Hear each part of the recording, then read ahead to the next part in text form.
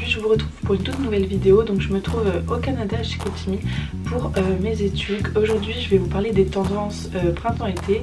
Et donc c'est assez marrant parce que là il fait actuellement moins 30 degrés. Donc je me suis inspirée de la Fashion Week pour vous trouver des tendances printemps-été. Je vous laisse avec la suite de la vidéo.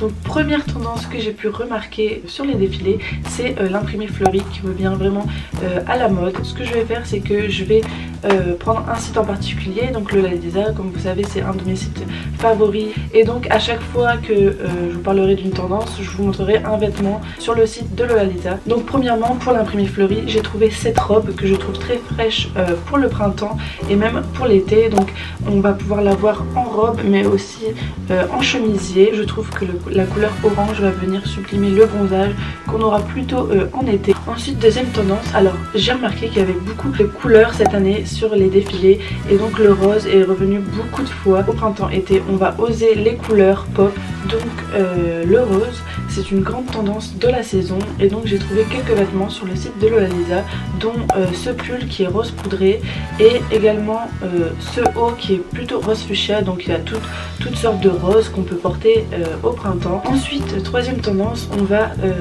également retrouver la transparence sur les vêtements. On va oser la transparence pour faire apparaître un minimum de peau bronzée. Sur le site, on va retrouver deux hauts blancs qui ont tous les deux les manches transparentes, et donc c'est deux styles différents. Donc on va avoir un avec un col plus rond et un autre avec un col plus montant. Je trouvais que ces deux hauts allaient parfaitement dans la tendance du printemps, et la couleur blanc, ça va toujours avec tout, et c'est toujours plus gai que porter du noir. Ensuite, pour la tendance épaules dénudées, donc j'ai retrouvé deux pulls sur le Lolalisa qui me paraissaient très agréables à porter. Donc il y avait ce pull blanc que je trouve magnifique, et également ce pull rouge. Et comme la saison printemps, on va oser les couleurs, je trouve que ce pull rentre totalement dans la tendance. Et dans les tendances, on n'oublie pas l'indémodable petite robe noire que l'on retrouve dans toute sa splendeur sur tous les podiums de la Fashion Week. Et donc sur le site, j'ai trouvé cette petite robe noire qui est possible de porter sans collant et avec des baskets, avec une veste en jean ou comme vous le souhaitez, mais on n'oublie pas l'indispensable petite robe noire dans sa garde-robe.